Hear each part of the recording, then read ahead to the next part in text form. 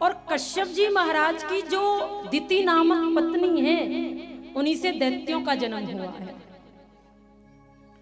दिति की पुत्री है बंधुओं रचना। रचना का विवाह हुआ है तुष्टा मुनि के साथ में, जिनके 2 पुत्र हुए हैं, सन्निवेश और विश्वरूप। विश्वरूप इतना ब्रह्म ज्ञानी था महाराज कि देवताओं का पुरोहित बना है। सम्राट कर्म योगी राजा परीक्षित ने प्रश्न कर दिया कि गुरुदेव, देवताओं के गुरु तो बृहस्पति जी महाराज हैं, ऐसी कौन सी परिस्थिति जीवन में आ गई जो इन्हें गुरु बनाना पड़ा? तो श्री सुखदेव जी महाराज कह रहे हैं कि सम्राट कर्म योगी राजा परीक्षित, एक बार जब इंद्र ने अपने गुरु बृहस्पति जी महाराज का अनादर कर दिया तो बृहस्पति जी महाराज अंतर्धान हो गए। इंद्र ने खूब अपने सदगुरुदेव भगवान को खोजा, लेकिन अता पता कहीं नहीं चला। ब्रह्मा जी के पास जाकर के देवताओं ने प्रार्थना की कि हमारे गुरु जी का कोई पता नहीं चल रहा है, अब हम करें क्या?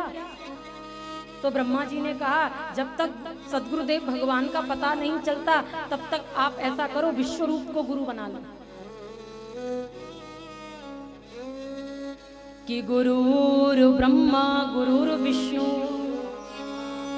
गुरुर्देव महेश्वरः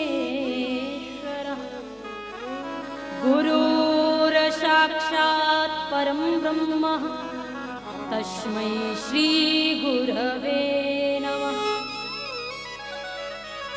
जैसे ही महाराज इंद्र ने विश्वरूप को गुरु बनाया, पुरोहित बनाया,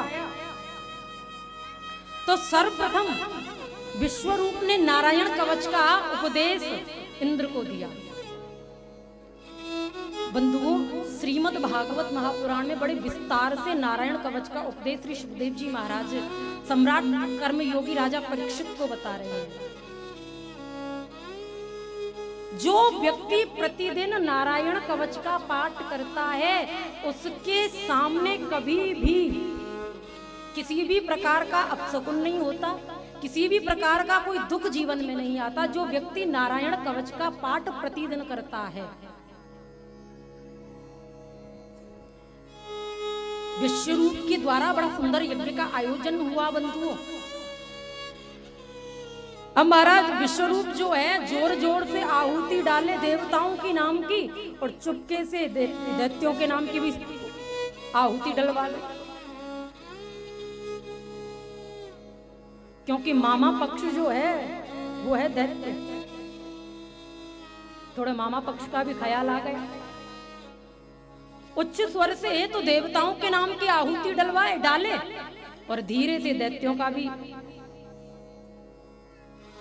जब इंद्र को मालूम हुआ तो इंद्र के द्वारा विश्वरूप का श्री गोविंदाय नमो नमः किया गया। विश्वरूप के 3 सिर थे बंधुओं। पहले मुख से तो बंधुओं सोम रस का पान करता था विश्वरूप, 3 सिर काट दिए इंद्र ने।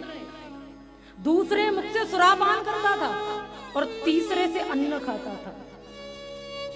जिस मुख से सोम रस का पान विश्वरूप करता था वो बन गया पपीहा, और जिस मुख से सुरापान करता था विश्वरूप वो बन गया गौरैया, और जिस मुख से अन्न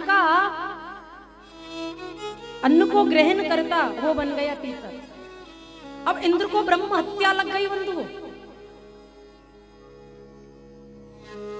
कैसे क्या करें? तो बंधुओं इस ब्रह्म हत्या को 4 स्थानों में वितरण किया है। पहला स्थान दिया है बंधुओं पृथ्वी माता को। ब्रह्म हत्या का चिन्ह आज देखने के लिए क्या मिलता है? ऊसर भूमि के रूप में, बंजर भूमि के रूप में, और वरदान दिया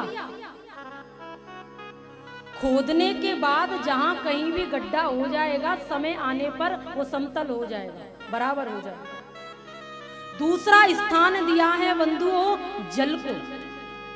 जो फैन के रूप में, काई के रूप में दिखाई देने मिलता है, दिखाई पड़ता है। जल को वरदान दिया कि जिस वस्तु में तू मिल जाएगा वही नाम तेरा हो जाएगा। दूध में मिला दिया तो खूब दूध हो गया। तीसरा स्थान दिया है बंधुओं वृक्षों को।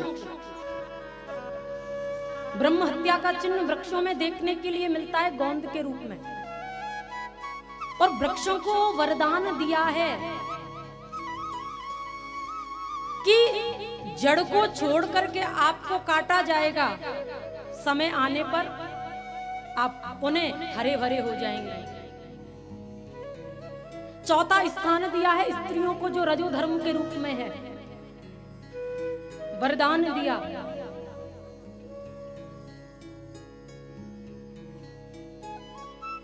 मासिक धर्म के उपरांत पुरुष जो हैं तुम्हारा खूब स्वागत सत्कार करेंगे। अब वो बंधुओं, जैसे ही ये पता चला तुष्टा मुनि को कि पहले तो देवताओं ने रोहित बना लिया विश्वरूप को और फिर तीनों सिर काट दिए, तो क्या किया तुष्टा मुनि ने बंधुओं, इंद्र को मारने के लिए एक यज्ञ किया,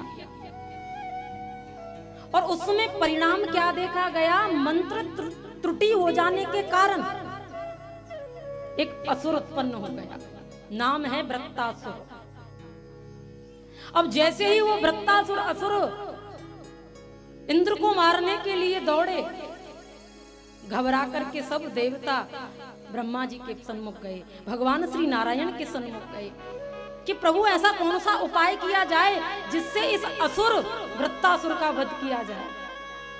भगवान श्री नारायण ने कहा कि देवताओं, इस असुर का वध तभी संभव है जब दधीच ऋषि अपनी अस्थियां दें और उन अस्थियों से वज्र बने,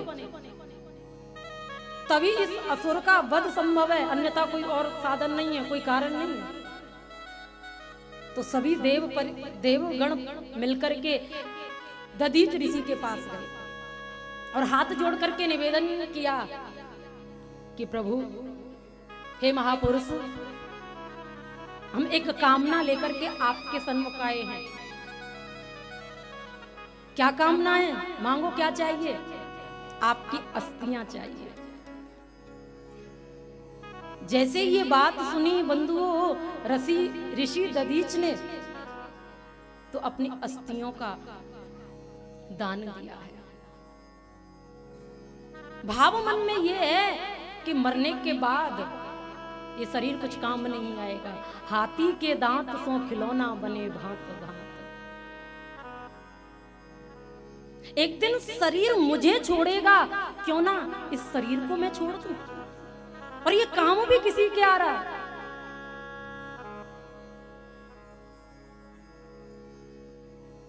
अस्थियों को लेकर के बंधुओं देवता आए हैं और वज्र बना है।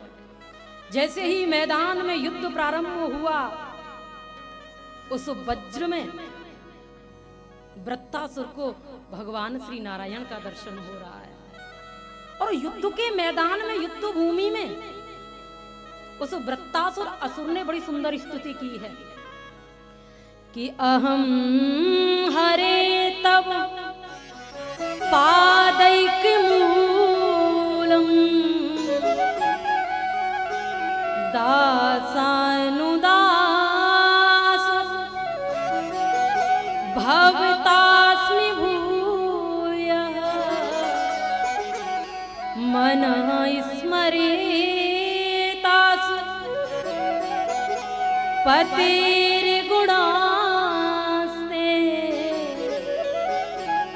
गृहीतवा कर्म करोतु काय। हे प्राण वल्लभ, अहम हरे तव पादैक मूला दासानुदासो भवतास्मि भूय। हे प्राण वल्लभ, मेरे ऊपर आप ऐसी कृपा कीजिए कि मैं आपके जो दास हैं, मैं उनका दास बन जाऊं। दासानुदासो भवतास्मि भूय, मेरा मन सदैव आपके चरणार बिंदों का आश्रय लेता रहे, मेरी जिह्वा आपके नाम का संकीर्तन गाती रहे, क्योंकि हे हरि, मैं स्वर्ग का राज्य सुख भोगना नहीं चाहता कि ननाक पृष्ठम नाचे पारमेष्ठम ना सार्वभौमम न रसाधिपत्यम ना योग सिद्धिर पुनर्भवं वा समंजस त्वाम। मैं तो नित्य निरंतर यही चाहता हूँ, आपके चरणों में ये निवेदन करना चाहता हूँ कि हे हरि, हर समय, हर पल, हर क्षण मेरी वाणी आपके गुणानुवादों का संकीर्तन करती रहे। और 3 उदाहरण दिए हैं बंधुओं श्रीमद् भागवत में वृत्तासुर ने। मैं उस प्रकार आपका चिंतन करूं जिस प्रकार से कि अजात पक्षा इव मातरम खगा, जिस प्रकार पंख ना निकले हो एक नन्हा सा चिड़िए का बालक घोंसले में बैठ करके प्रतिपल अपनी मैया को, अपनी जननी को याद करता है, उस प्रकार मैं आपको पुकारता रहूं, याद करता रहूं।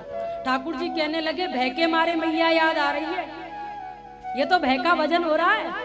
फिर दूसरा उदाहरण दिया, प्रभु स्तन्यम यथा, स्तन्यम यथा वत्सतरा क्षुधार्ता।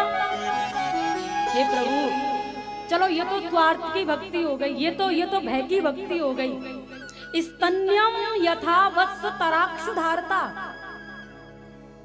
गैया मैया वन में चारण करने के लिए, चरने के लिए गई है, और जैसे ही शाम का समय होता है महाराज, उसकी याद में उस गौ माता का जो बछड़ा बड़े प्रेम पूर्वक, प्रीति पूर्वक माँ माँ मैया मैया कहकर पुकारता है, उस प्रकार मैं आपकी याद करूं।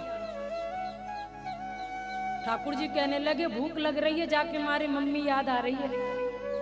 तो फिर तीसरा उदाहरण दिया है बंधु वृत्तासुर ने कि प्रियम प्रियैव, कि प्रियम प्रियैव विशुतम विषन्ना। जिस प्रकार एक पति व्रता स्त्री के पति परदेश के लिए चले जाते हैं, एक एक दिन उनकी याद में व्यतीत करती है कि कब वो दिन आएगा जिस दिन मेरे पति देव घर आएंगे परदेश से लौट करके। उस प्रकार मैं आपको याद करूं, उस प्रकार मेरा चिंतन बढ़े, उस प्रकार मैं आपको पुकारूं, क्योंकि हे हरि, हर श्वास में हो सुमिरन तेरा, यूं